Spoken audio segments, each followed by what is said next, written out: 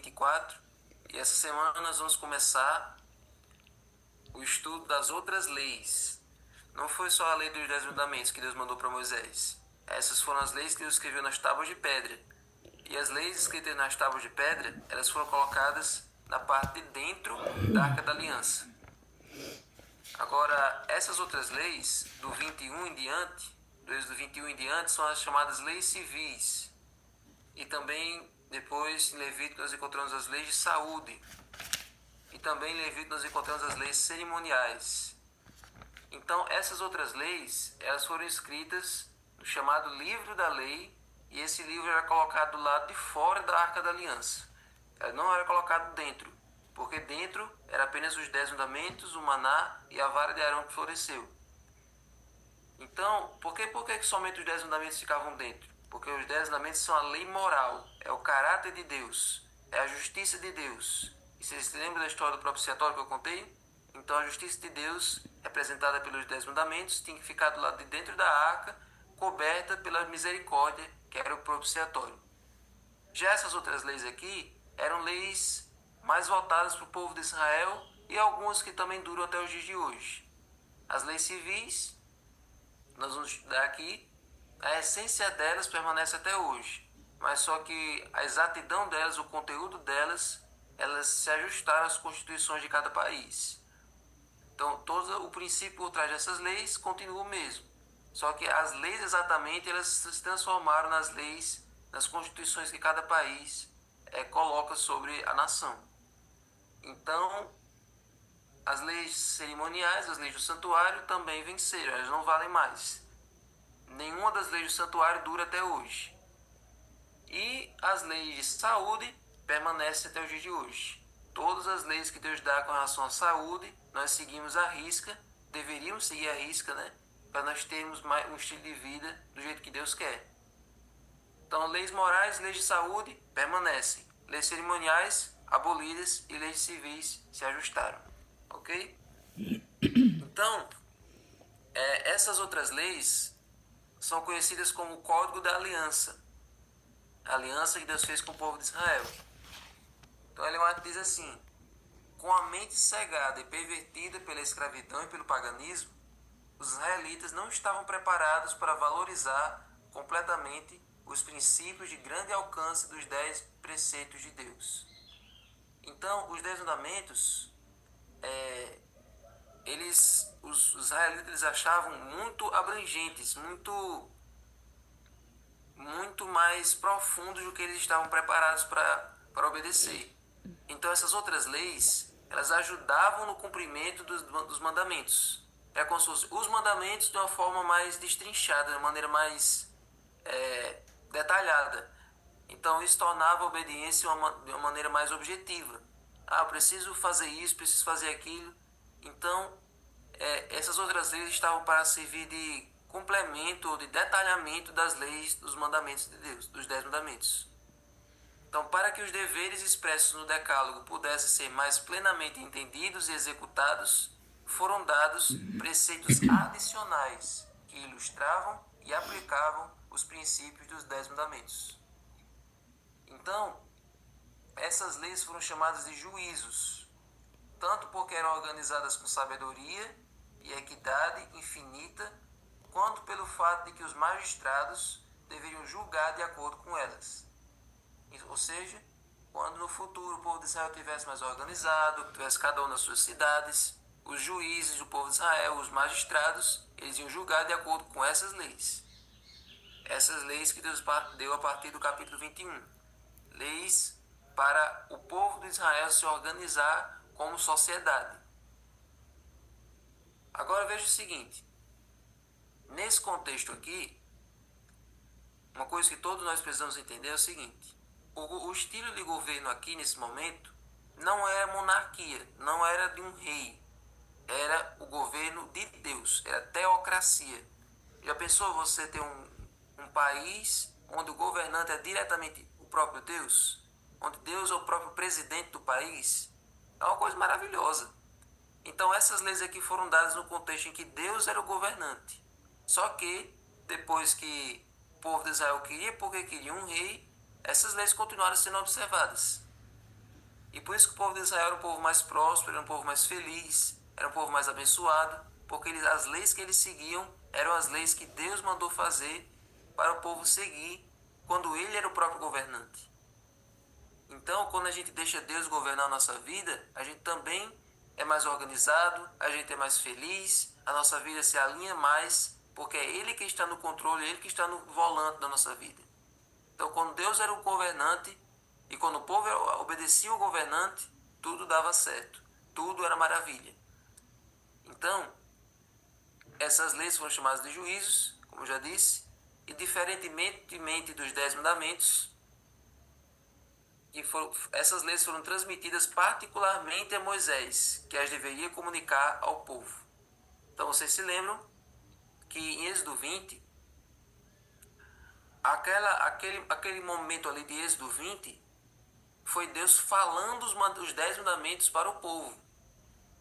Esse momento de Êxodo 20, Moisés ainda não estava lá em cima da montanha ainda. Ele estava ali no cume, nós estávamos ali no sopé da montanha, e Deus ia ditando os mandamentos e o povo de Israel escutando, certo?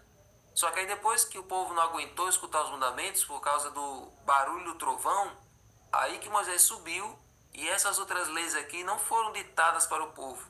Elas foram passadas para Moisés quando descer do monte, contar para o povo de Israel, certo?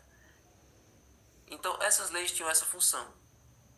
E elas foram dadas no contexto de que Deus era o governante. Era um governo teocrático.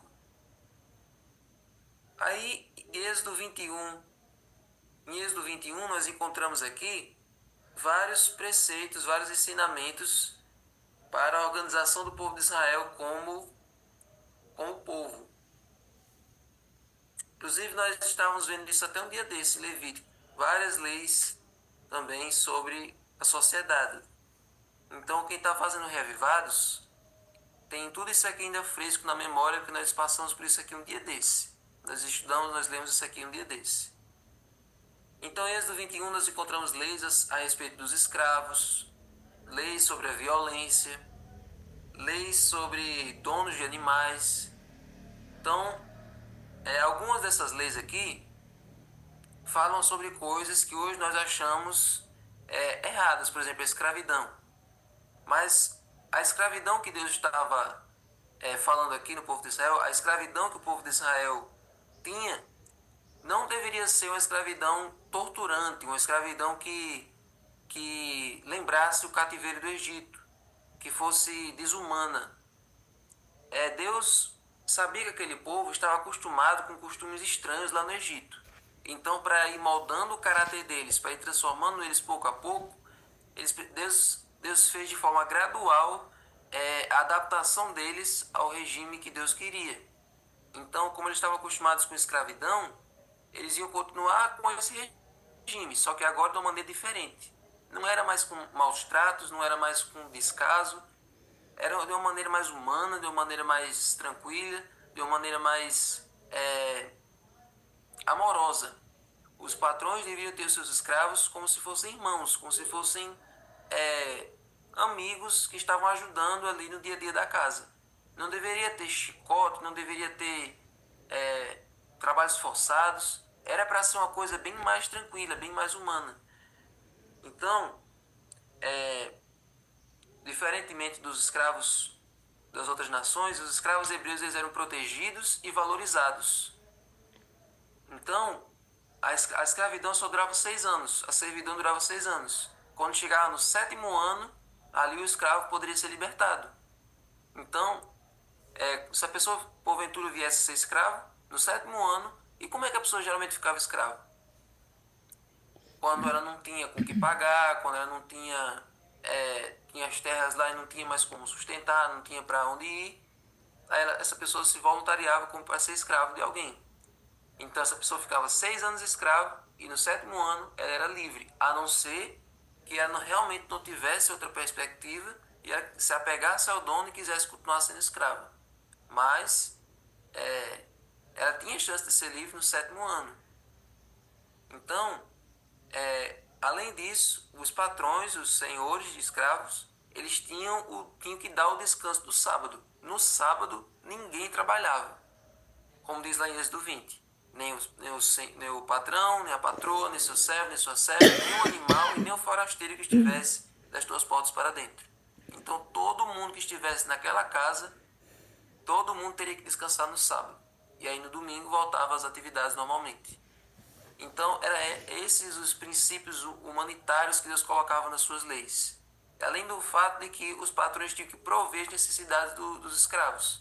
Tinham que dar comida boa, tinham que dar um teto, tinham que dar ali o conforto para eles.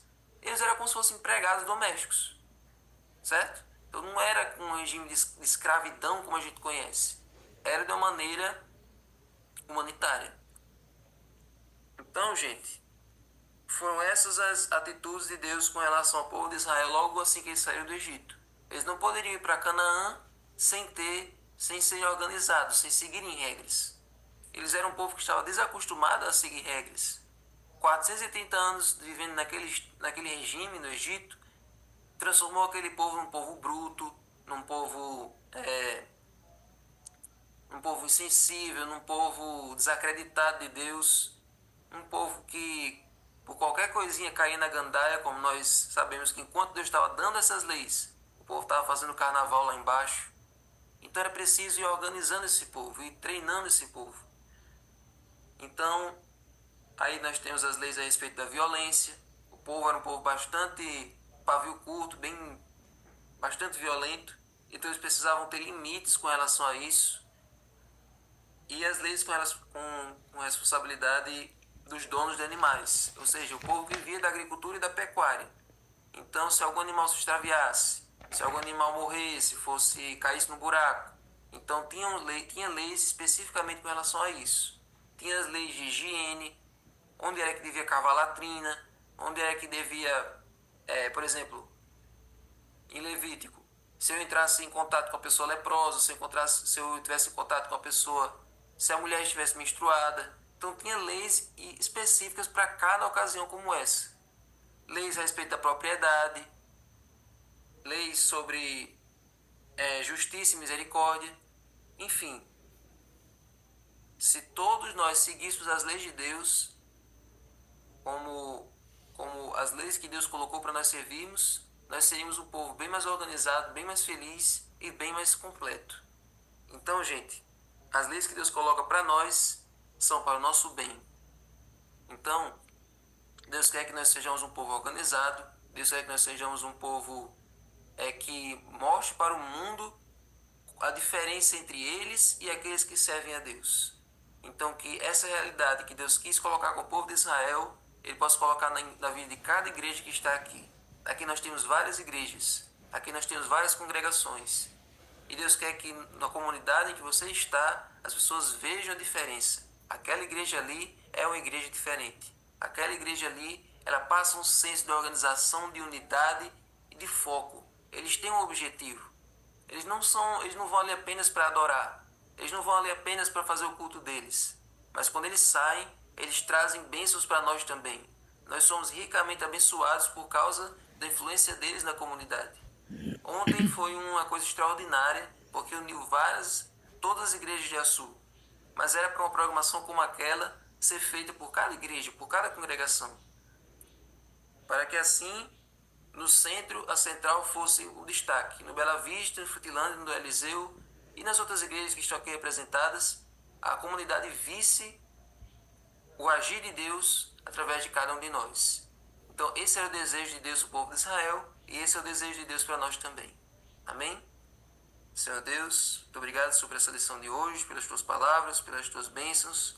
Nos ajuda, Senhor, a seguir o teu ideal para nossas igrejas, que nós possamos ser um povo que siga na tua linha, que siga, Senhor, no caminho da organização, no caminho da unidade, da união, que nós não nos dividamos em partidos, não nos dividamos em facções, em intrigas, mas que cada vez mais nós possamos nos perdoar, superar as diferenças e sermos um povo que está se unindo cada vez mais para o dia da tua volta. E também para com seu exemplo, atrair as pessoas das ruas, das comunidades. Fique com cada um de nós, dá-nos um bom dia em paz. E agora abençoe o estudo do livro da nossa irmã Raimunda. Em nome de Jesus. Amém. Amém, irmã Raimunda.